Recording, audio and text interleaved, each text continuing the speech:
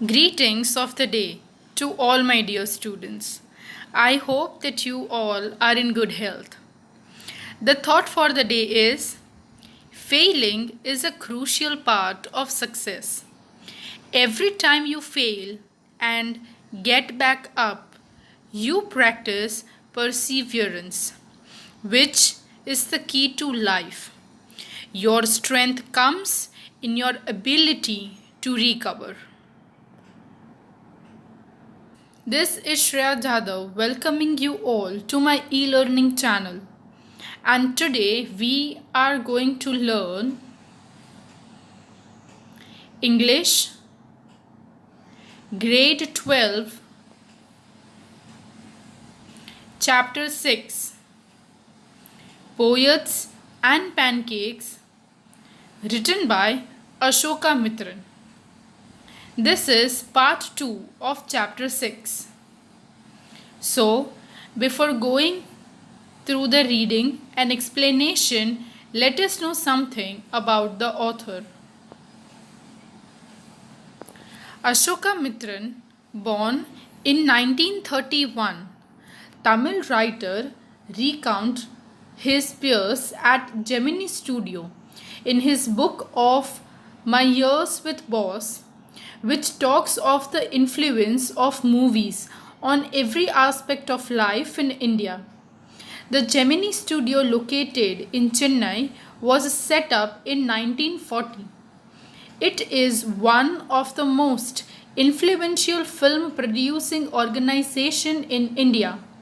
In the early days of Indian film making, its founder was S.S. Vasan. The duty of Ashoka Mitran in Gemini Studio was to cut out newspaper clippings on a wide variety of subjects and store them in files. Many of these had to be written out by hand. Although he performed an insignificant function, he was the most well informed of all the members of the Gemini family. The following is an excerpt from his book, My Years with Boss. Introduction for answer. Prose. Prose name, Poets and Pancakes. Author's name, Ashoka Mitran. Genre, story. Summary.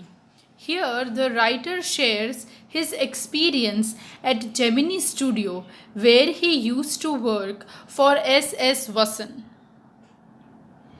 Summary of the chapter.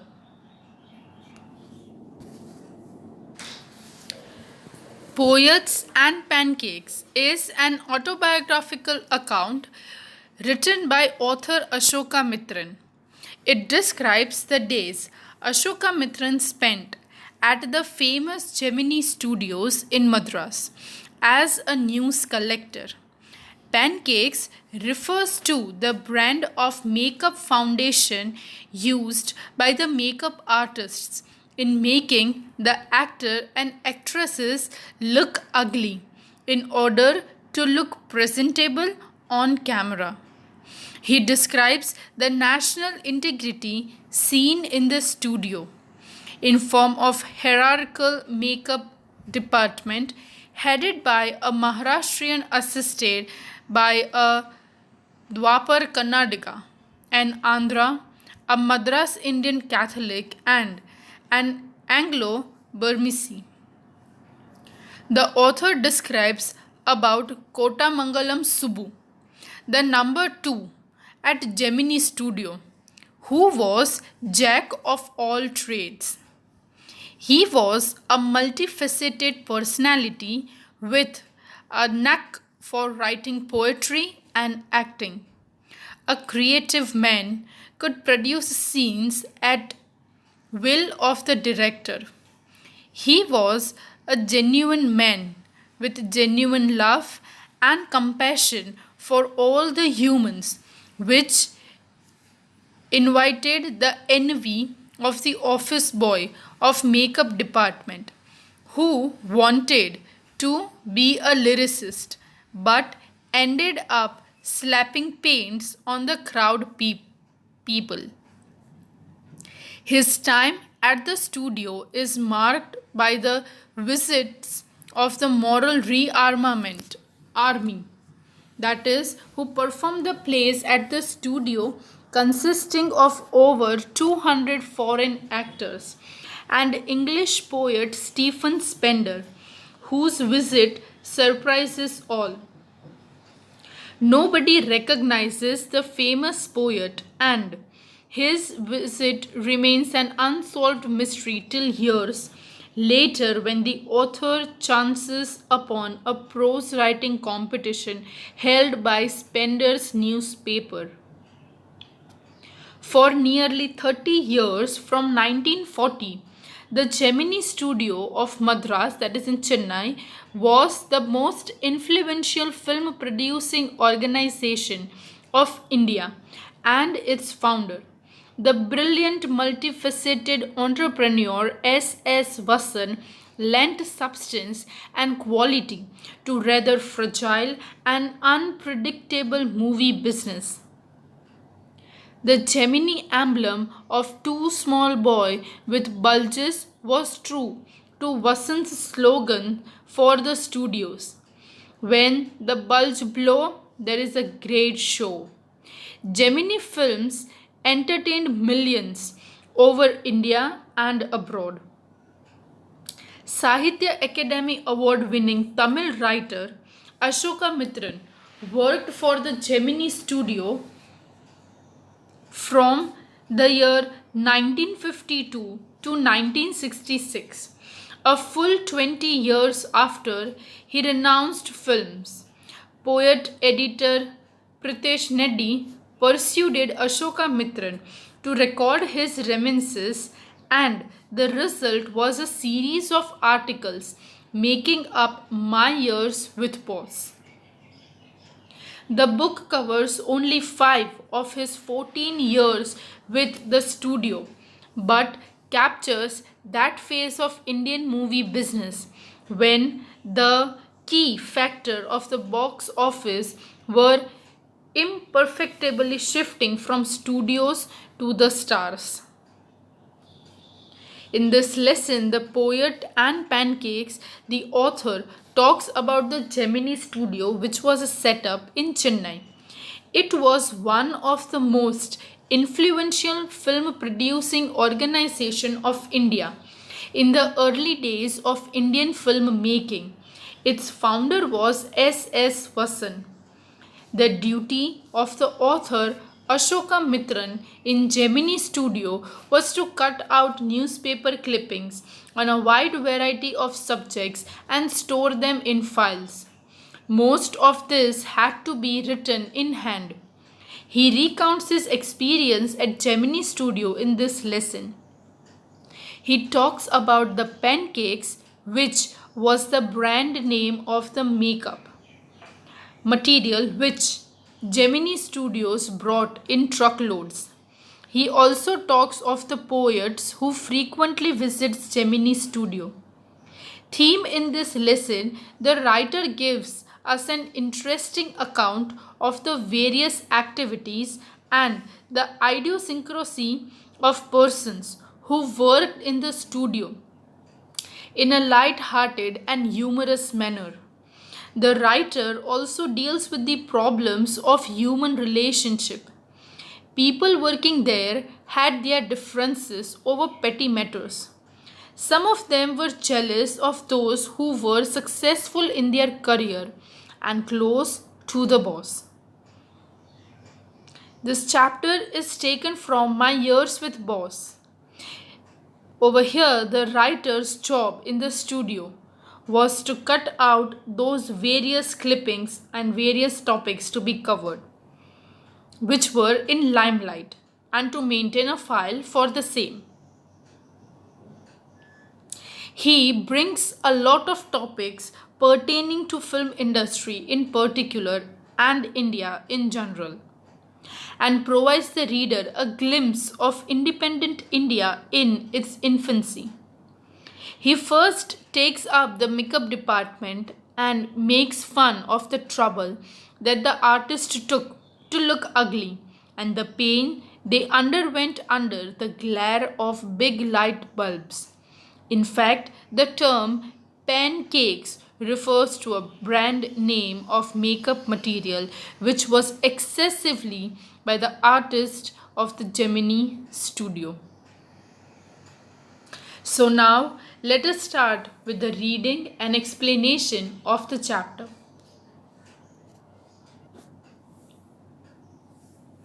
Filmmaking must have been and was so easy with a man like Subu around. And if ever there was a man who gave definition and direction to Gemini Studio during its golden years, it was Subu. Subu had a separate identity as a poet, and though he was certainly capable of more complex and higher forms, he deliberately chose to address his poetry to the masses. His success in the films overshadowed and dwarfed his literary achievements, or so his critics felt. He composed several truly original story poems in folk refrain in diction and also wrote a sprawling novel, Thilana Mohannambal, with dozens of very deftly act characters. He quite successfully recreated the mood of the manner of the Devdasis of the early 20th century. He was an amazing actor. He never aspired to the lead roles, but whatever subsidiary roles he played in any of his films, he performed better than the supposed main players. He had a genuine love for anyone he came across, and his house was a permanent residence for dozens of near and far relations and acquaintances. It seemed against Subu's nature to be very conscious that he was feeding and supporting so many of them. Such a charitable and improvident man, and yet he had enemies. Was it because he seemed so close and intimate with the boss? Or was it his Chandal demure that resembles to sycophants? Or his readiness to say nice things about everything? In any case, there was this man in the makeup department who would wish the dearest thing for Subu.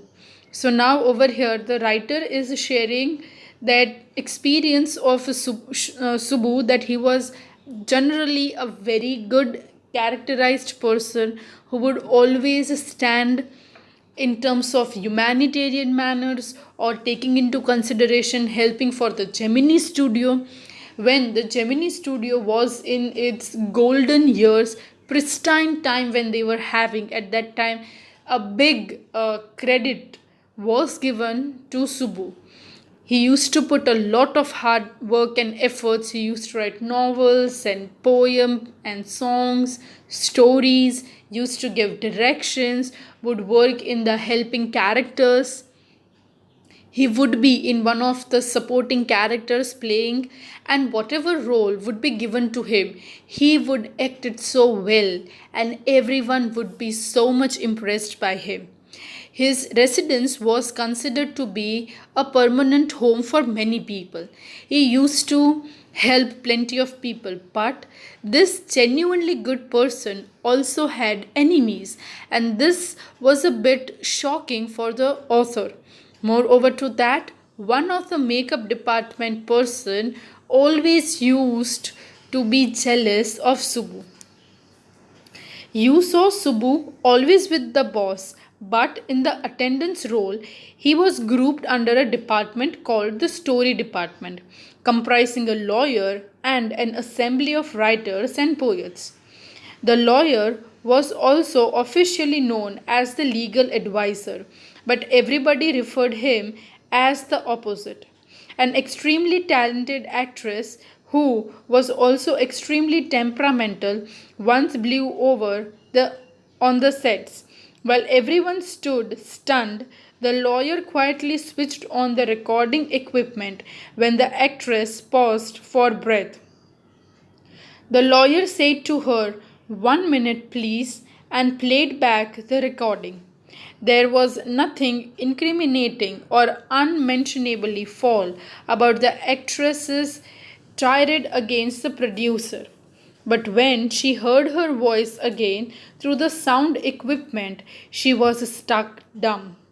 A girl from a countryside.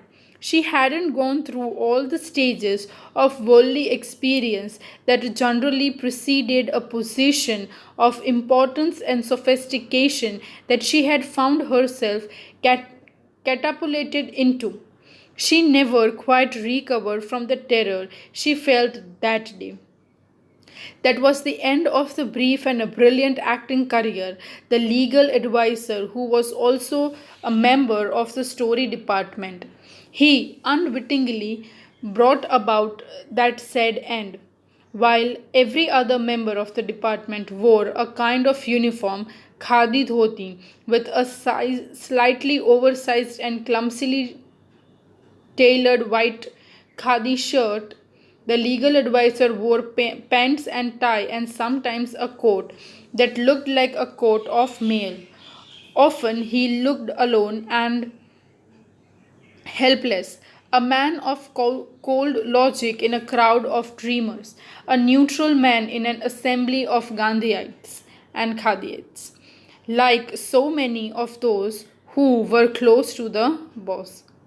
So now what happened? One more other incident has been said that Subu, a lawyer, and few other poets and writers, they had a separate group called a story department, and over there they used to look into all these matters. The lawyer was also included in one of those members. Now, one incident has been shared that a new actress was showing much of tantrums, and everybody were shocked to see how she was behaving with the producers and everybody on sets.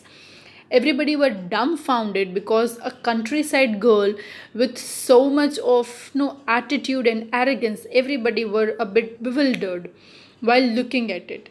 But it was through, we can say, that the intelligence of the lawyer that he switched on the recording and everything was been recorded. But somehow they used it against the actresses, and then she was removed from the film. The lawyer was a really good asset for the Gemini studio, but unfortunately after that he was also removed from the set. Moreover to that, other people used to wear khadi kurtas and dhotis, but this lawyer used to wear shirts and tie and used to dress up like an Englishman because of the profession which he had. The boss. He always allowed to produce a film, and though a lot of raw stock and pancakes were used on it, not much came of the film. Then one day the boss closed down the story department, and it was perhaps the only instance of all the human history where a lawyer lost his job because of the poets were asked to go home. So eventually what happened that SS Vasan, he used a lot of things. Yes, everything was up to the mark of good quality, but he didn't get much profit from the films. So one day he decided that he would close down the story department, and because of that, because the poets were now unemployed because of that situation, the lawyer was also gone because he had also lost his job. Gemini Studio was the favorite haunt of poets like SDS Yogir, Sangu Subramaniam, Krishna Shastri, and Harindranath Chattopadhyay. It had an excellent mass which supplied good coffee at all the time of the day and for most part of the night. Those were the days when Congress rule meant prohibition, and meeting over a cup of coffee was rather satisfying entertainment. Bearing the office boys and couples of clerks, everybody else at the studios, radiated leisure and prerequisite for poetry. Most of them wore khadi and worshipped Gandhiji, but beyond that, they had not the faintest appreciation for political thought of any kind.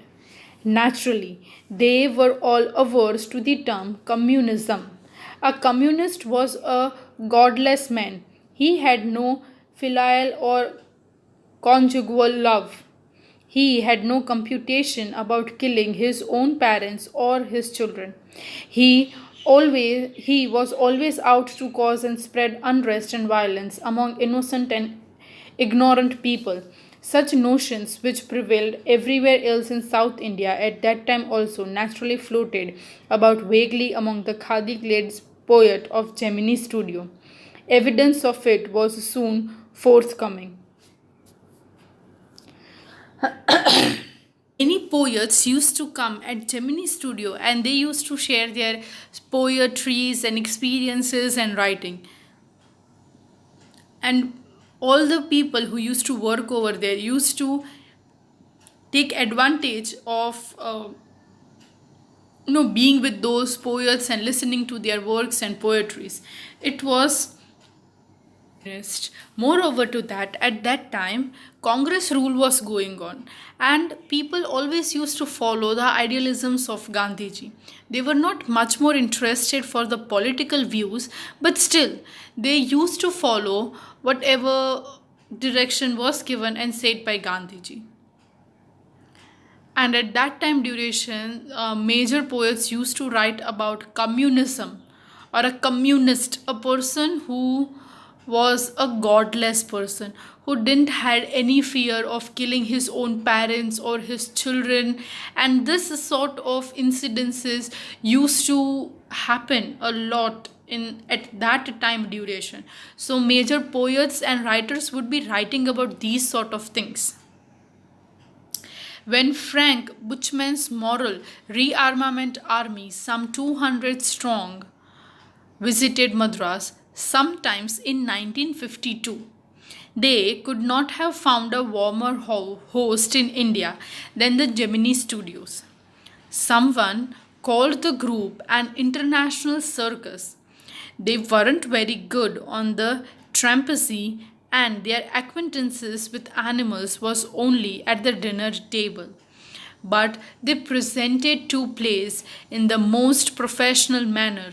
Their Jonathan Valley and the Forgotten Factor ran several shows in Madras, and along with 100 saw the plays over and over again.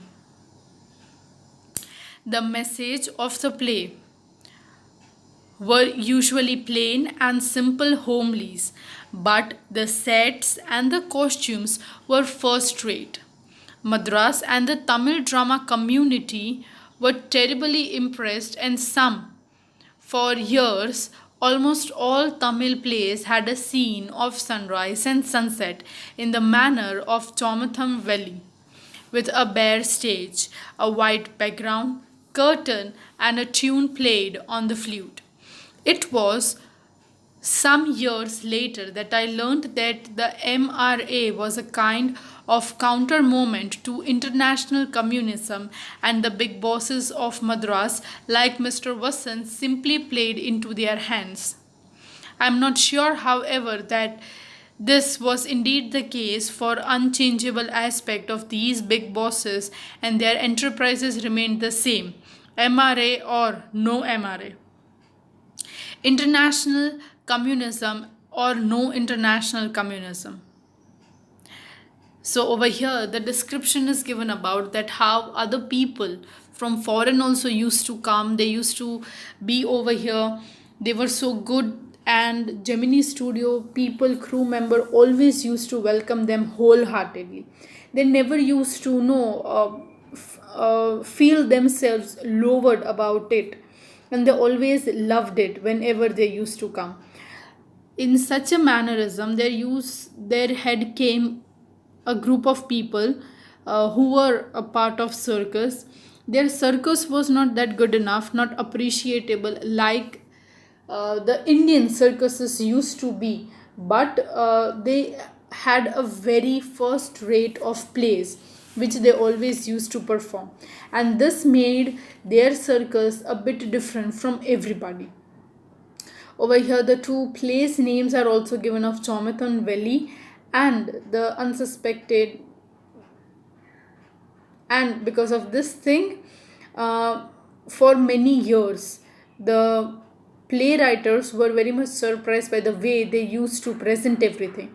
Their dressing, their set decor, everything was up to the mark and first class. So after that, even the Tamil writers and plays also started having filming the scenes of sunrise and sunset like they had seen in the Jonathan Valley.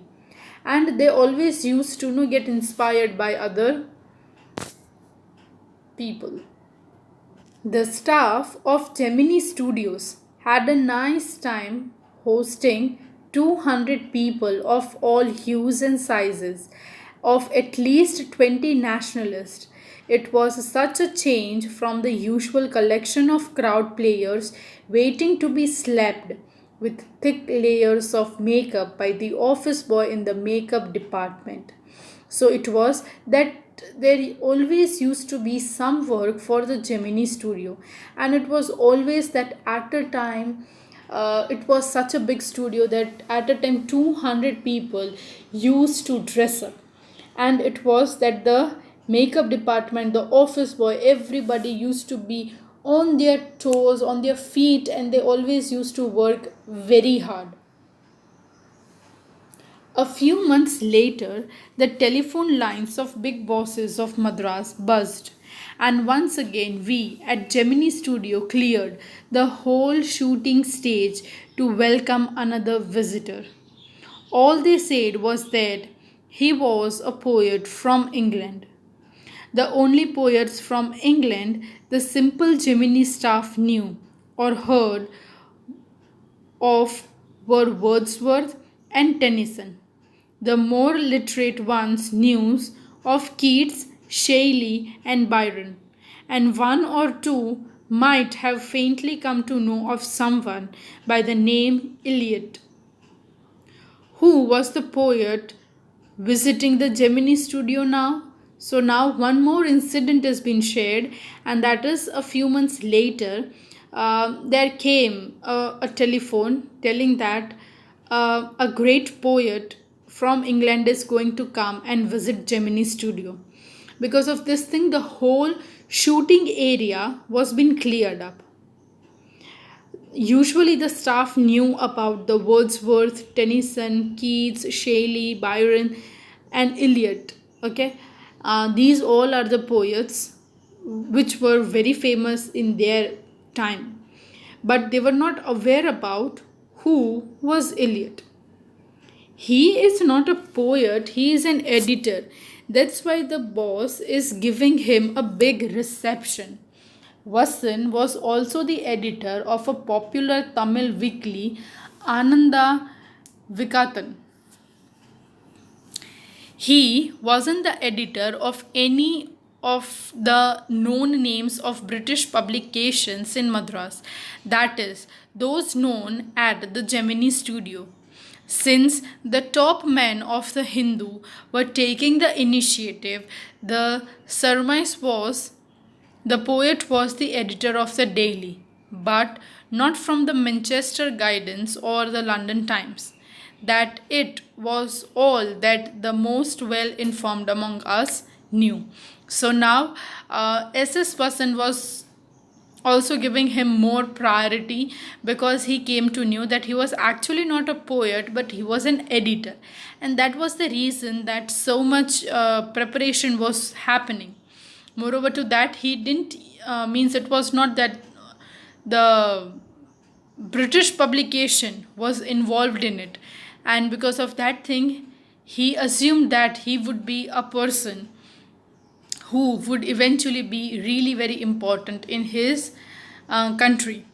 And he didn't wrote for a big newspaper like the Manchester Guardian or the London Times, but means that much only information they all were having about the poet or the editor who was going to visit Gemini studio.